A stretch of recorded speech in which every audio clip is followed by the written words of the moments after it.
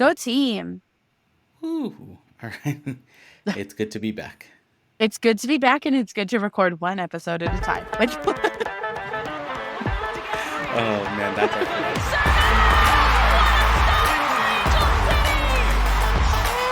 Riley comes in. Angel City on the run. Corner kick presented by Cedar Sinai. Shifty work into the box. And across, it's in! Oh, it's Woohoo! The dream return!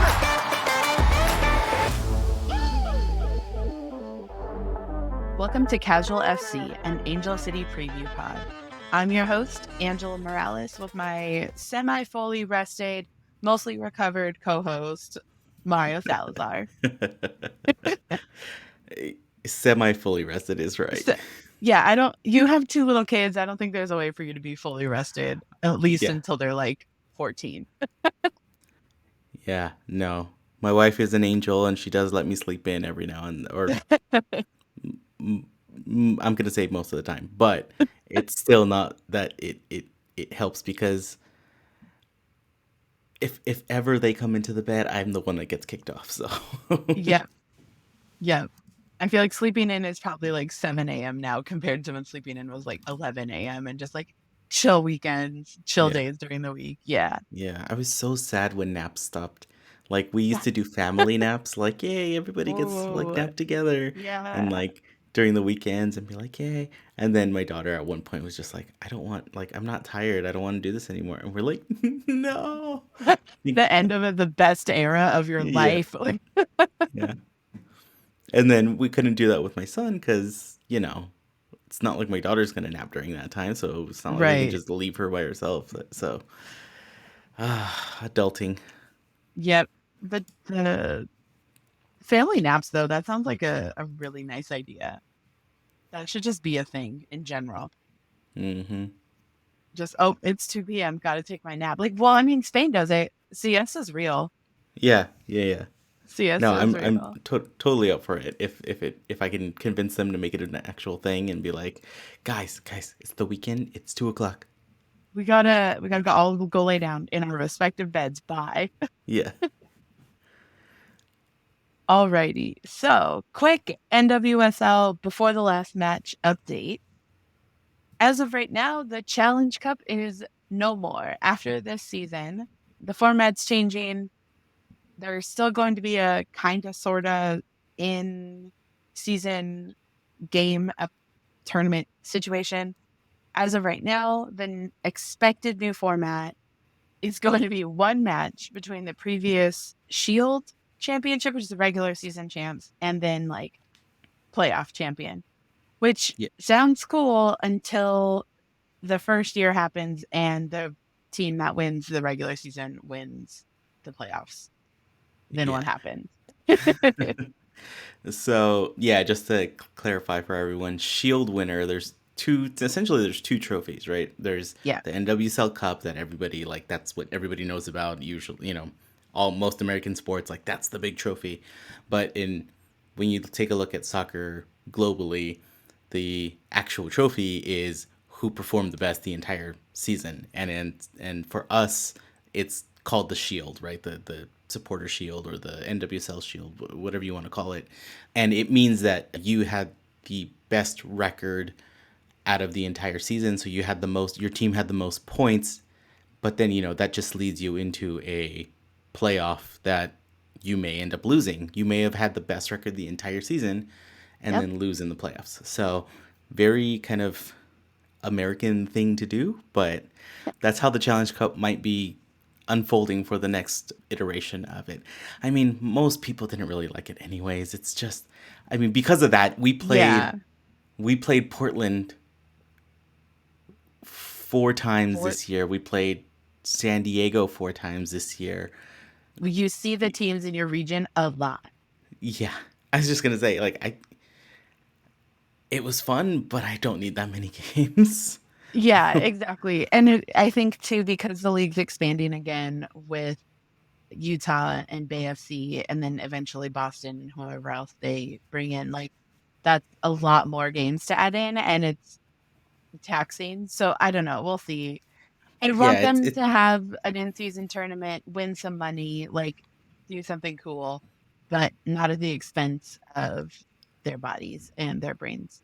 Yeah, I mean, it's all fine to increase the number of games. I mean, it happens in the European leagues. You know, they have their regular season. Yeah. They also have their Champions League, which is, you know, the best teams from multiple leagues in multiple countries, and they play in their own tournament, which gives that tournament meeting not play the same exact teams that you're playing with Yeah. already in another tournament that doesn't really mean anything except there's I prize money. cannot wait till there's a women's version and like we're involved in it. So, crazy idea. With the USL basically Yes. creating this women's league, maybe the Challenge Cup should be a USL women's league versus NWSL, Ooh, to find spicy. right to find the Spicy. the champion between them. That's I like a mean, Chunk Classico on steroids. luckily we're not getting a USL rival in this market in the like LA Southern California area, Yeah. but you Yet. never know. I mean, they're launching a bunch of those teams in places that already have an NWSL team, so Mhm. yeah, I was we'll see. actually surprised we weren't going to have a USL chapter out here. So we'll see. I mean, there's a lot of competition already. I mean, Angel City Yeah. already has a lot of competition to like sift through with multiple basketball teams, multiple hockey teams, Yeah. multiple When you football have teams, like multiple 8 baseball teams teams. in in a 40-mile radius, maybe you don't add another one. I know we could Plus, get we've got this might be polarizing, but I don't care. We could get rid of the Clippers and then have another women's team. No one would lose anything. If anything, we might gain more championships. If if you don't know, I am a huge shit talker, especially when it comes to the Clippers. I grew up in Inglewood. I grew up down the street from the Forum. I grew up going to Showtime. Like, the Lakers are the only men's basketball team in Los Angeles for me. The Clippers are like JV. And I live very, very close to this new behemoth of a stadium, and it pisses me off every day. I will um, soapbox about this for hours. Don't let me do it. okay, so in an effort to not get you doing it, let's Yes. let's move on. Let's move on. We just had a game. We're back into the regular season. What Yes. happened? So we played Racing Louisville at Lynn Family Stadium in Louisville, Kentucky. And it was M.A. Vignola's return after her injury. Her brother let us know their whole family was there. So shout out to the whole Vignola fam. We're going to try when they're back out here in LA, probably next season, we're all going to try and like hook them up with stickers and like meet them. And they're big supporters of the podcast. They're big supporters, obviously, of the team of MA. So yeah, he said they had a great time, which is what matters. And I'm so glad she got the start because she is from Cincinnati, which is relatively close to Louisville. It's right across the border from Ohio to Kentucky. And then like I think it's 2 hours away. I only know this because my friend used to live in Bellevue, Kentucky, which is right across the border. And I've been there. But we drew, so it was a 1-1 draw. In going into the second half, it was completely scoreless. The one thing I learned that I didn't know about Racing is that they are the first, like they hold the record in the league right now for this season for most yellow and red cards, and they're an incredibly physical team, which I knew they were physical, but I didn't realize they had that much card accumulation. And then like listening to the game, and I was listening to it on iHeart, and then I got home for the second half because I was doing storm preparations. And watching it, I was like, oh yeah, that stat makes sense as like yellow cards start flying in the second half. But like I said, scoreless in the first half. We subbed in a few people. I think the substitutions were great. Kjo came in the second half and around the 60th minute and scored a few minutes later for us to go up 1-0 with an awesome goal that was super close and close range and well on point, only to then be equalized roughly almost 15 minutes later by Kristen Davis. And she scored after being in for 8 minutes. Like, she had gotten subbed in around the 70th minute. She scored in the 79th. And we held on for the draw. We made a strong push to score. Had a few shots on goal, but nothing made it to the back of the net, which was a super bummer. It was nice to see so many World Cup players back for both teams. Wang Shuang was back. Kanu was back. Savannah DeMello was back for racing. A few of the other players that I'm drawing a blank on right now, but it was really nice to see, people who had such good tournament showing personally. I say that because Savannah played great, but obviously the US didn't collectively do as well as everyone wanted. But then to have Alyssa and Cap, Allie Riley back, June and Julie are taking a little bit more time, which makes a lot of sense. Yeah, but they're back. They're just readjusting. There's been June's on her way. June's on her way back. June's on her way back. I think she might already be back stateside. According to social media. Yeah, she might be. I don't know. Delayed Graham, you know? Exactly.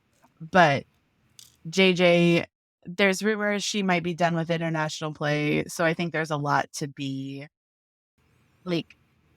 processed right now for her. Plus, it's her son's first birthday right now, around this time. So they have a lot of family stuff going on. And the one thing I really appreciate from the team and from Becky and her statements is that these are humans. Casey Stoney said the same thing about the players coming back. They need time, not only to recover from jet lag and playing, but emotionally, because they're putting their hearts on the line. It's just high stress for 2 weeks. So yeah, we're back. We're doing it. It's a good time. We're back.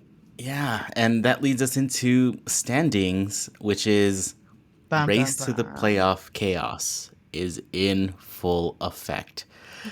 It's gonna start. This is the point of the year where, especially if you haven't been doing well, you're counting every single point. You're counting every single result. You're scrutinizing things a bit more. So the Tremendous Tweed is still undefeated in 8. And I'm excited. I'm happy. I am all for that. But ties are not going to do us that much. The ties are really great during the normals, the beginning of the season when you're ramping things up. Of course, we've already established she's been handed a crappy situation to come in, and she's pulling them out of the mud. Yeah. But absolutely. Like I said, race to the playoff chaos, every single point and every single decision starts to get scrutinized. So we are currently tied for 10th. And as I like to say, when we're at the bottom, we're honestly really tied for 11th there.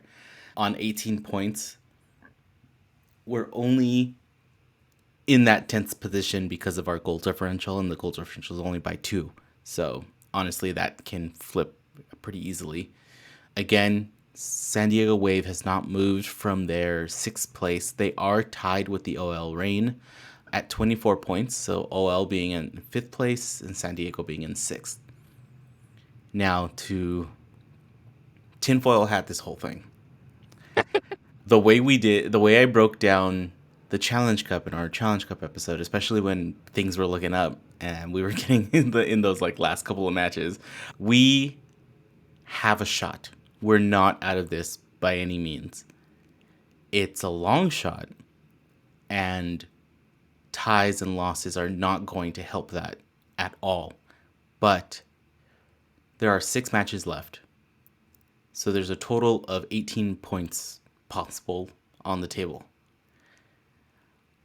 At this point in the season, most of these matches are really what you can consider these 6-point games. And to help define what I was trying to say here, I actually looked it up.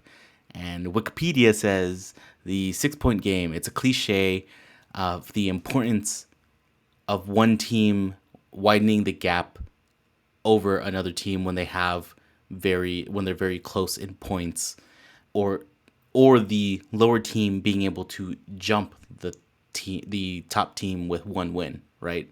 So the idea that right now we're at 18 points and then the Houston Dash are at 19. If we were playing them next, that would definitely be a 6-point match, because if they won, we'd be stuck at 18, but they'd jump up to 22, And so now they're increasing that gap even more. And honestly, all of these matches from here on out can be considered these essential 6-point games. I did mention way, way long ago that I had this crazy Google spreadsheet where I've like imported data, done my own formulas.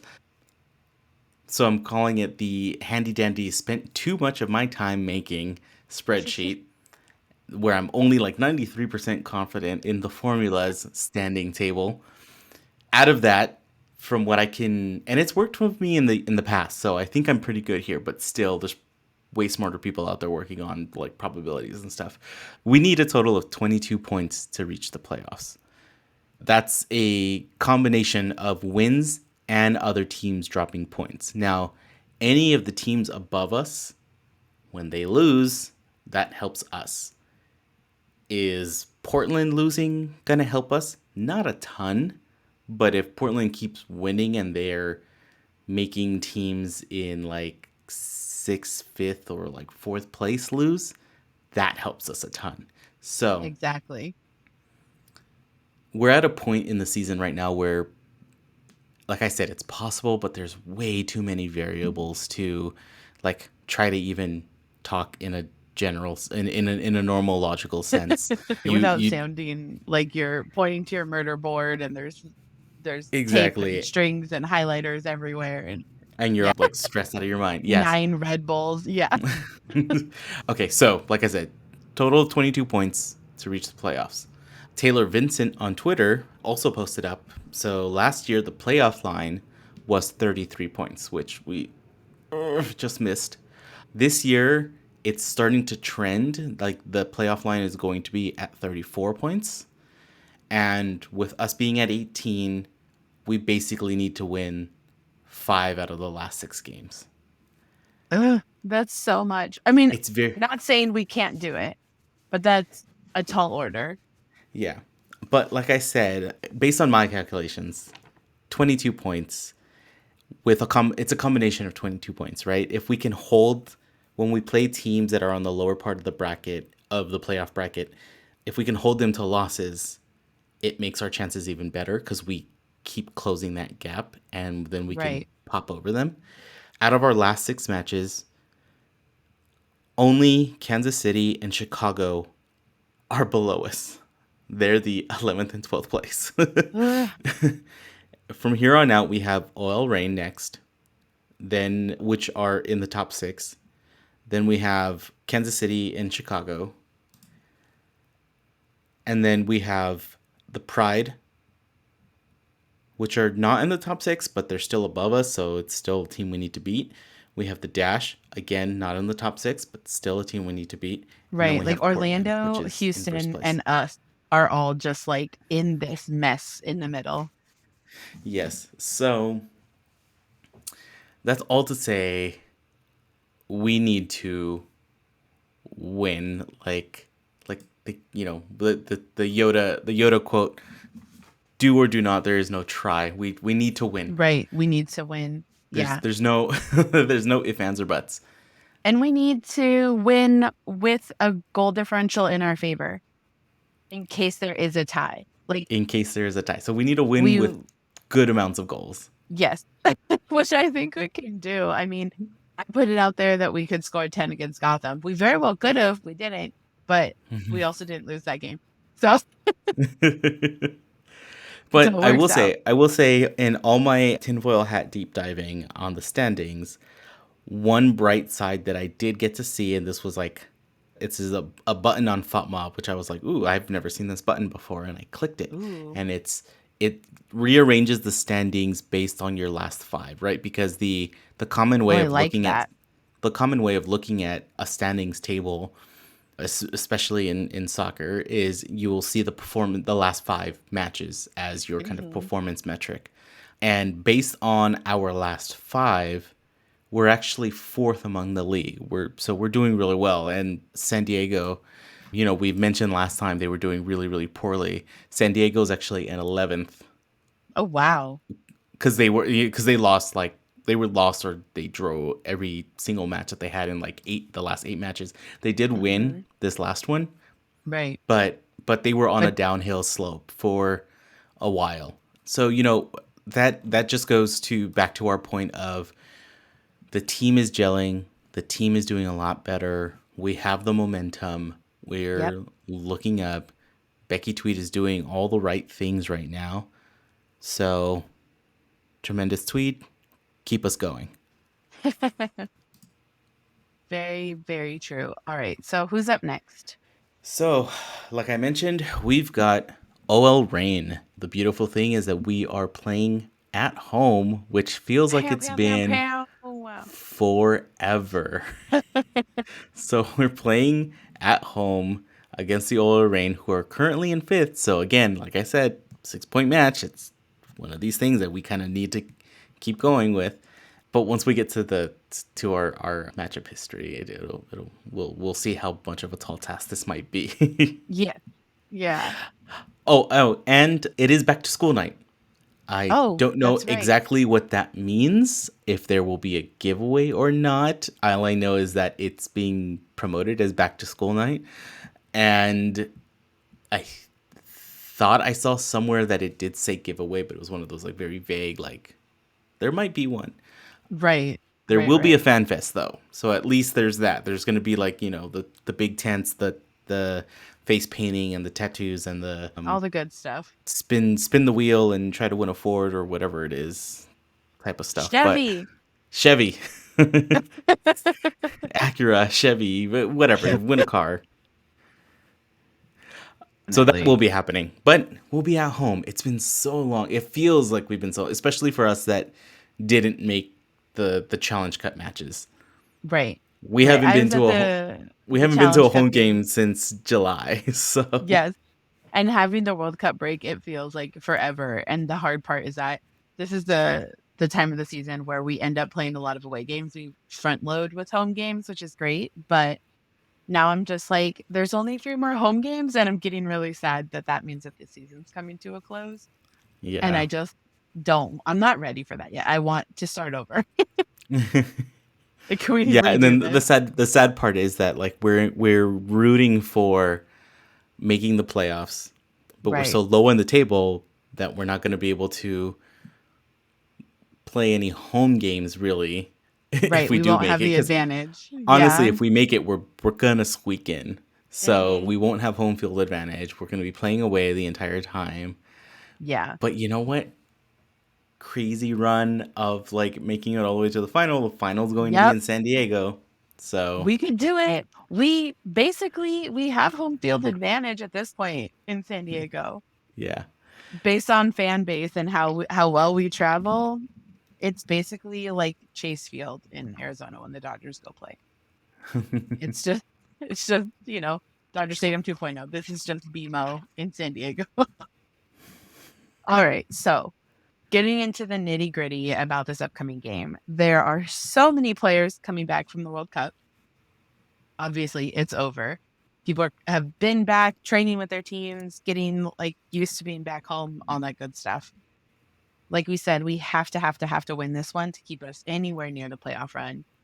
The Reign are coming off a loss to Kansas City, which is good for Kansas City, not great for us because teams like the Reign, who have reigned over this league, pun incredibly intended, they're a very solid group. They have played together for a long time. They're a very good team. When you lose to a team that's not doing so hot, you come back twice as hot. Like, how dare we let that happen?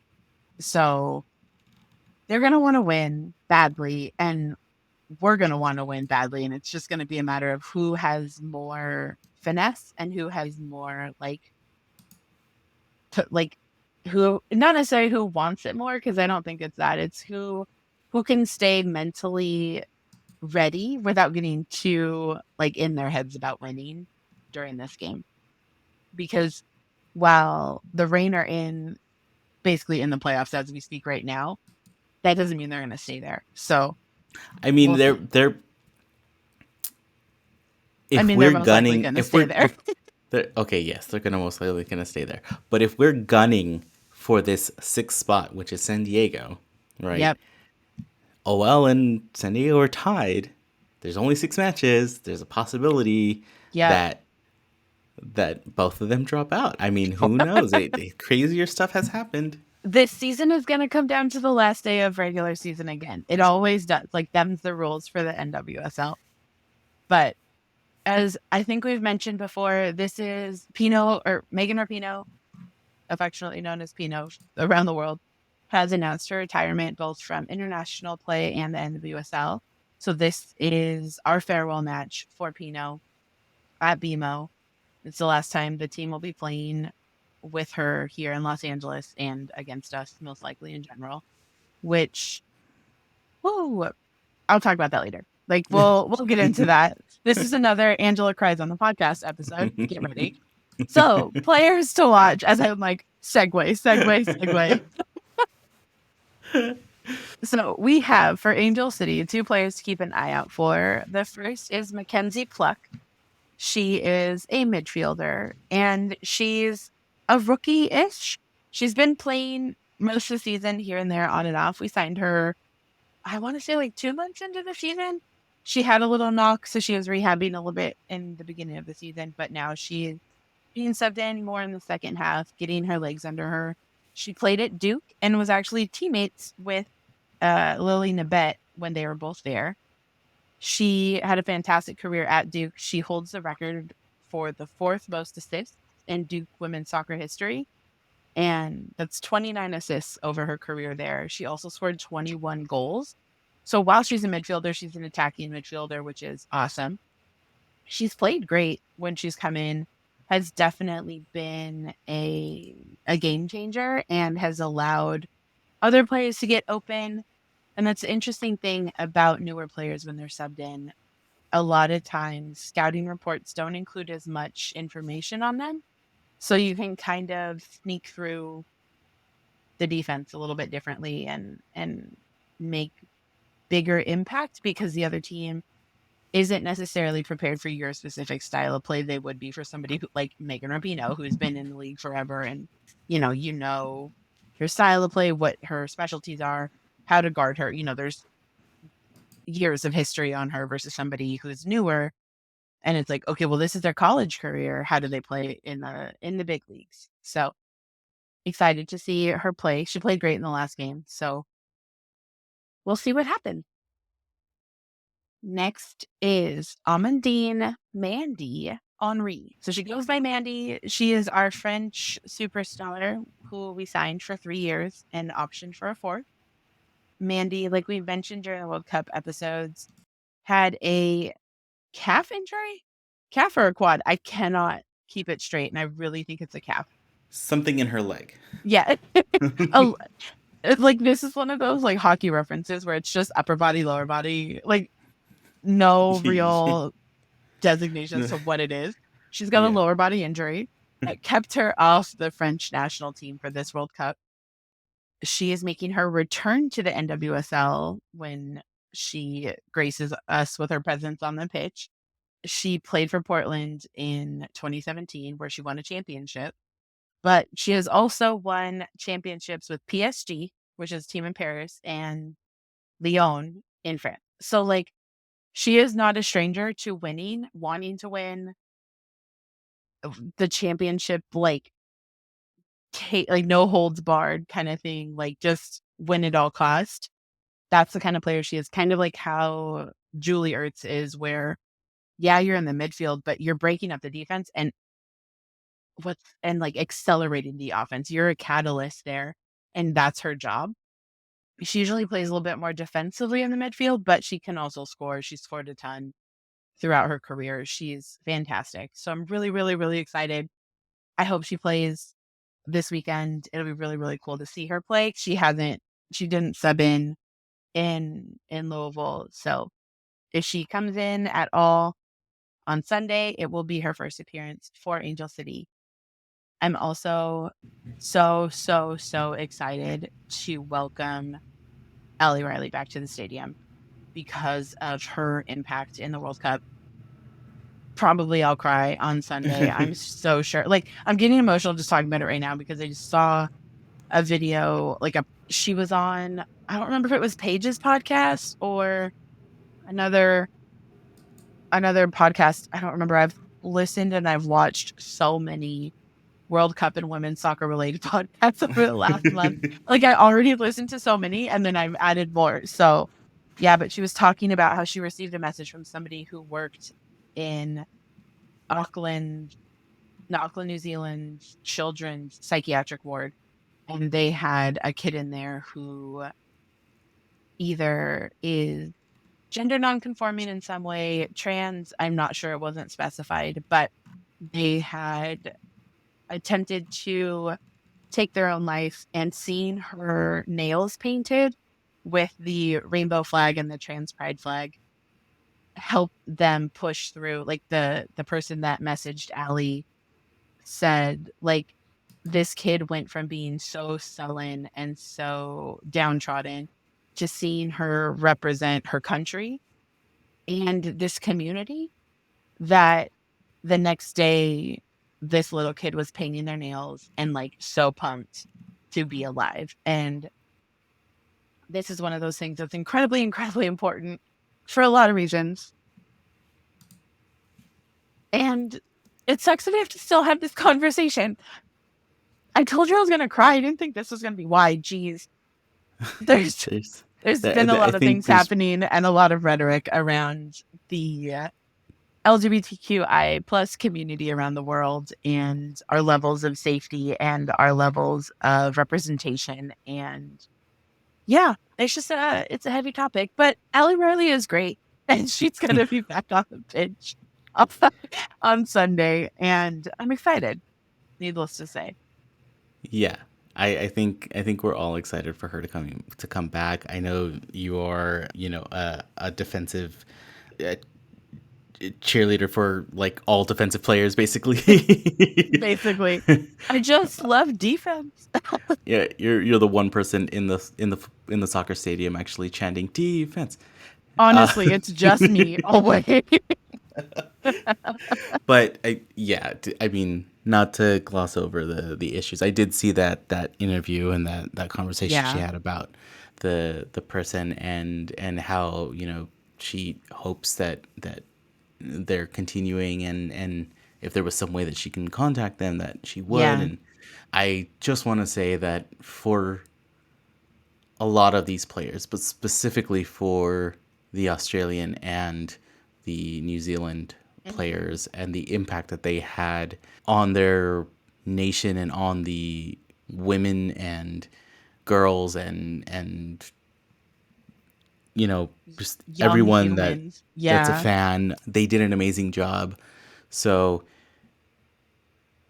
knowing that the impact she has and appreciating that, I think is a great thing. And she's so humble about it too, which is like, damn it, you can't be more like you can't be adorable better and like than an you amazing already person. are. Yeah. And so she amazing. I think welcoming her back and welcoming all the players back from the World Cup, it's going to be great. And here's to those 3 points. Definitely. If you're there on Sunday, bring earplugs, bring headphones. It will be excruciatingly loud in the stadium. I already know, especially because, like I said, the farewell tour for Megan Rapinoe continues at BMO this weekend. And like, I mentioned that I didn't grow up watching or really playing soccer at all. It wasn't the sport for me at the time. But like, the same goes for my family. We're predominantly a baseball, basketball, tennis, track and field family. And my aunts and my mom were at the last home game for the Challenge Cup.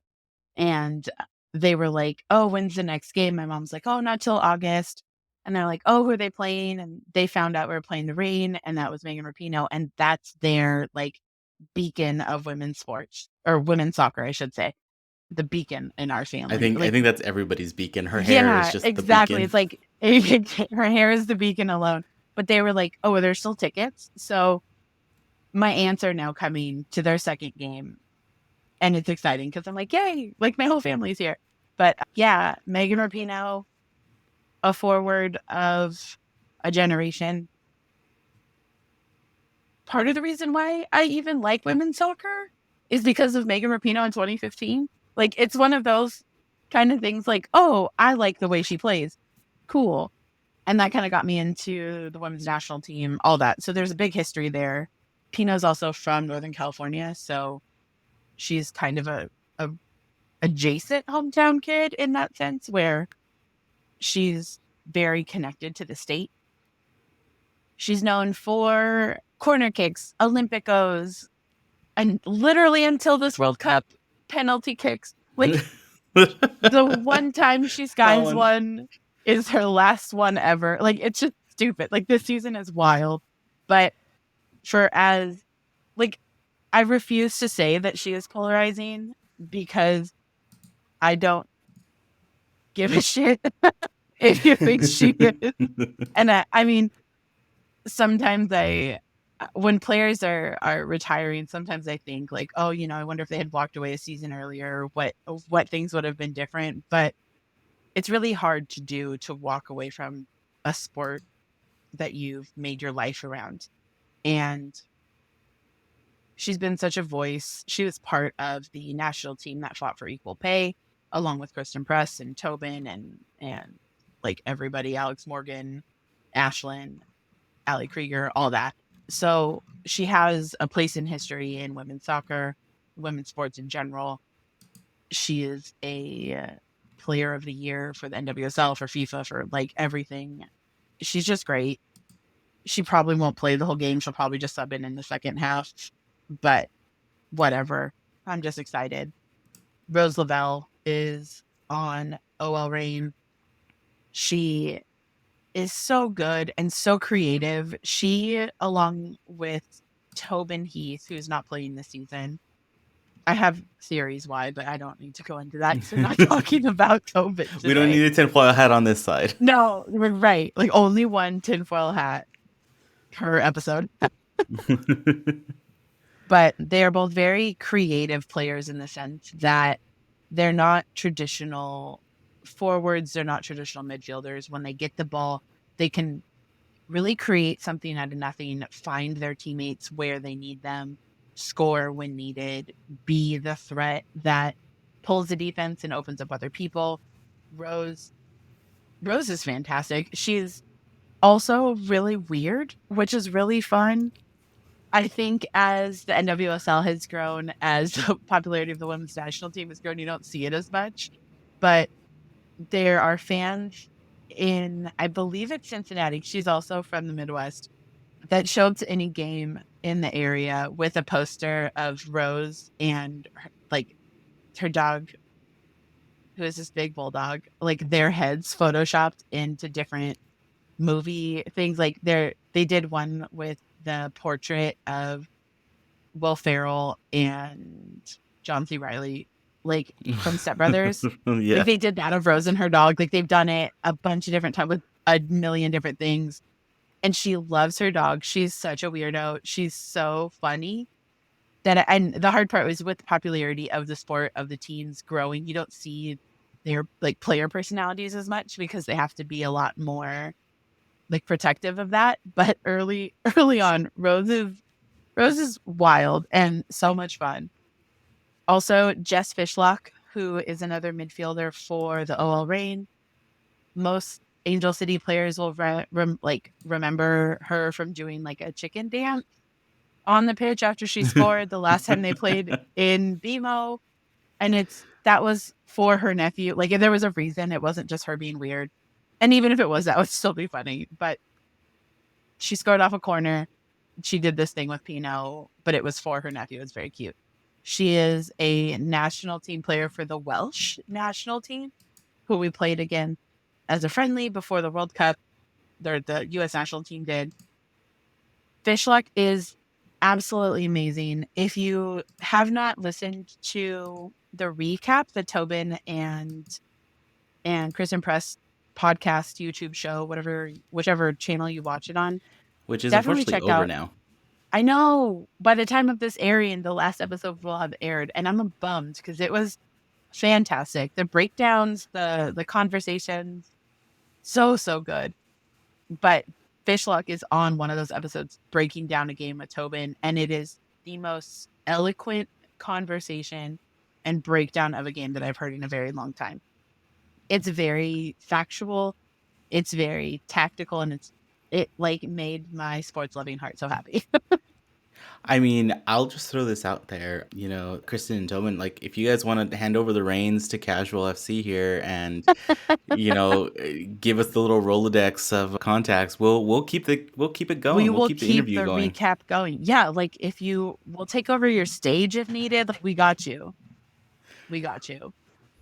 But last but not least, I have to put in a defender because it would be against my morals to do so. I think we have Fallon Tullis Joyce, who is the keeper for the Reign. Not only does she have a super cool name, she's also a marine biologist and a certified scientific diver, on top of being a great goalie.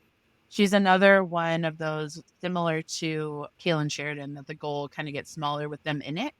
But that doesn't mean we won't be able to get around her. We've scored on the Reign before. So here's hoping we can do it a whole bunch of times again. Yeah. All right. So let's do the rundown. Amadine Henry, we have as number 26 as a defensive midfielder.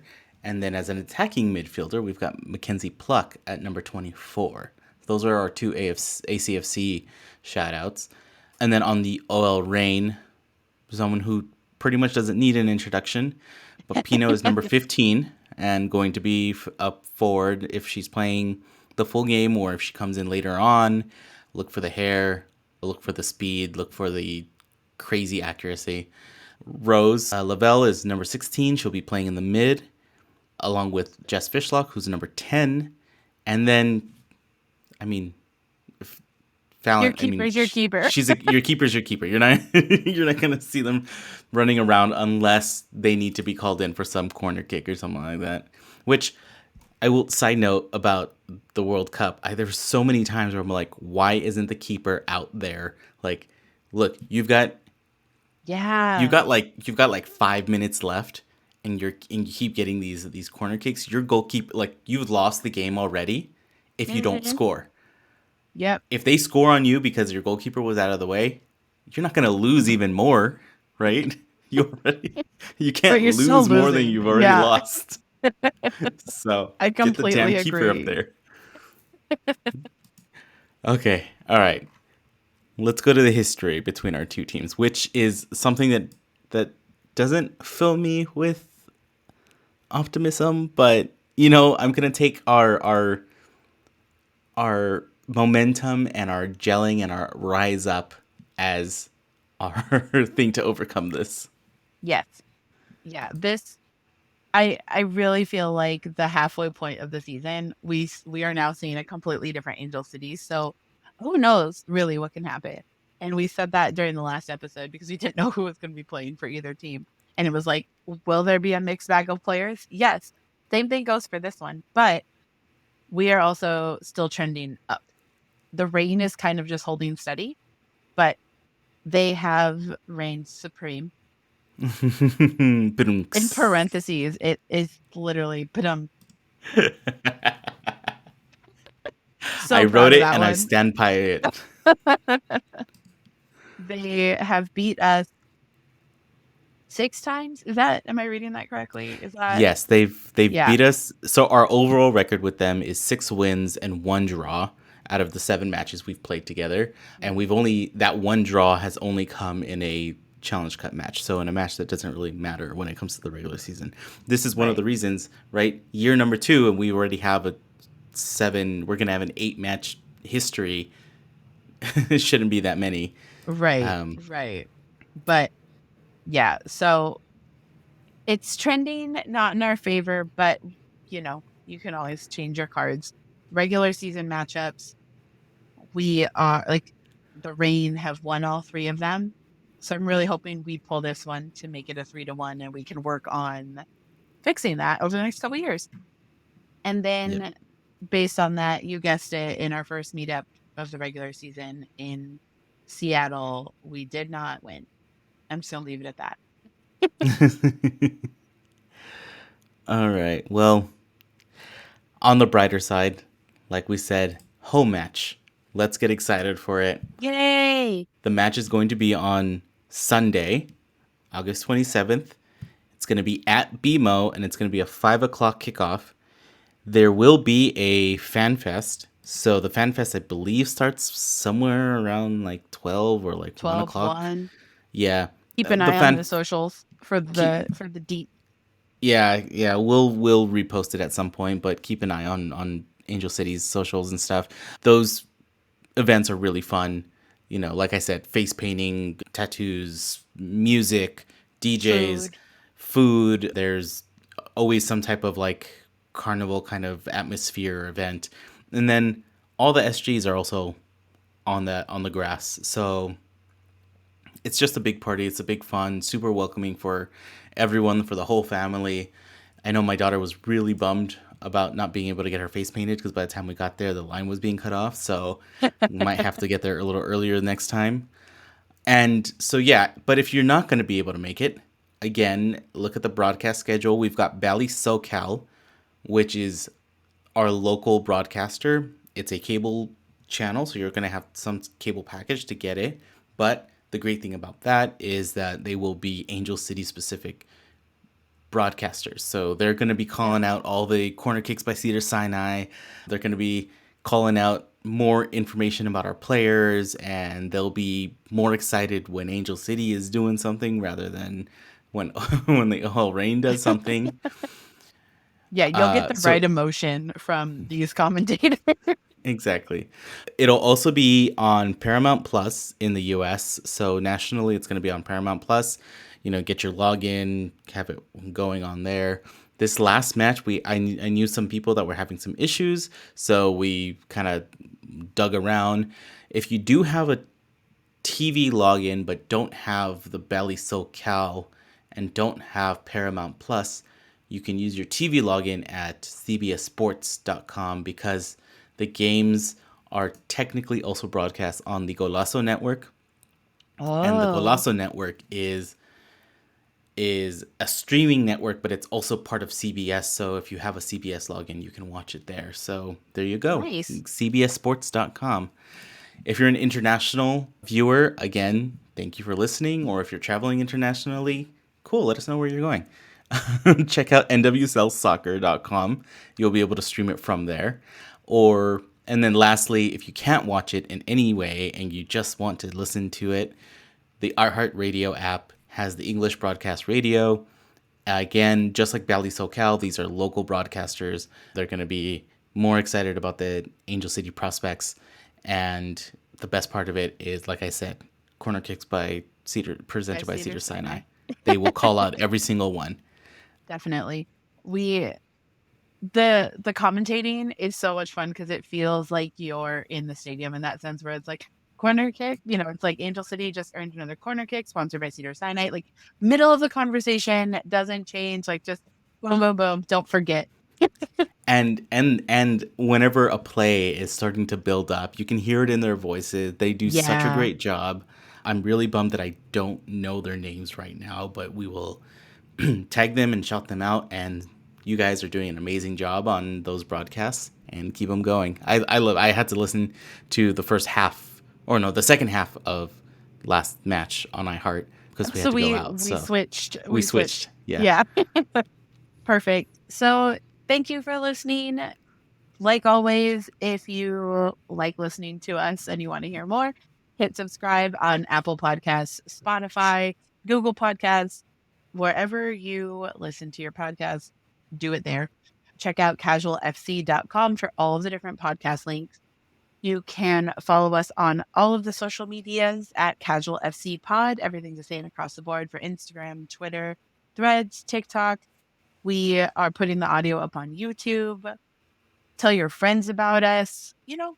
I hear that brings good luck. We could use all the luck we need. You probably could too. Who You know knows? what? If it brings the pod good luck, we will push the good luck all the way over to Angel City. So Yeah, we will deflect it We- from us for this we will- weekend. we to will the in turn team. put the good luck to good use. Perfect. And also, if you feel so inclined, you can help support the pod by buying us a coffee. Check out our link on our socials or go to buymeacoffee.com /backslash casual FC pod, the normal slash in The a normal website. slash. Yes, the normal slash. But yeah, other than that, thank you for listening. We'll see you at Vivo on Sunday. See you later.